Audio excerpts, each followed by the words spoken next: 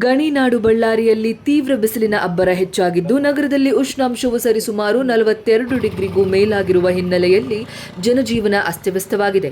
ಮಧ್ಯಾಹ್ನ ವೇಳೆಯಲ್ಲಿ ಬಿಸಿಲಿನ ತಾಪಮಾನ ಹೆಚ್ಚಾಗುತ್ತಿದ್ದಂತೆ ಜನರು ಹೊರಗೆ ಬರಲು ಸಂಕಷ್ಟ ಅನುಭವಿಸುತ್ತಿದ್ದು ಹೀಟ್ ಸ್ಟ್ರೋಕ್, ನಿರ್ಜಲೀಕರಣ, ವಾಂತಿ ಭೇದಿ ಸೇರಿದಂತೆ ಅನಾರೋಗ್ಯ ಸಮಸ್ಯೆಗಳು ಹೆಚ್ಚಾಗುತ್ತಿವೆ.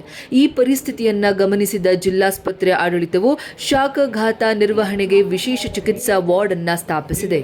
ನಗರದಲ್ಲಿನ ಜಿಲ್ಲಾಸ್ಪತ್ರೆಯಲ್ಲಿ ಪ್ರತ್ಯೇಕ ಕೊಠಡಿಯಲ್ಲಿ 8 ರಿಂದ 10 ಹಾಸಿಗೆಗಳ ವ್ಯವಸ್ಥೆ ಮಾಡಲಾಗಿದ್ದು 24/7 ಎಸಿ, ಫ್ಯಾನ್, ORS ದ್ರಾವಣ, ಶುದ್ಧ ಕುಡಿಯುವ ನೀರು ಸೇರಿದಂತೆ ಅಗತ್ಯ ವೈದ್ಯಕೀಯ ಸೌಲಭ್ಯಗಳನ್ನು ಕಲ್ಪಿಸಲಾಗಿದೆ.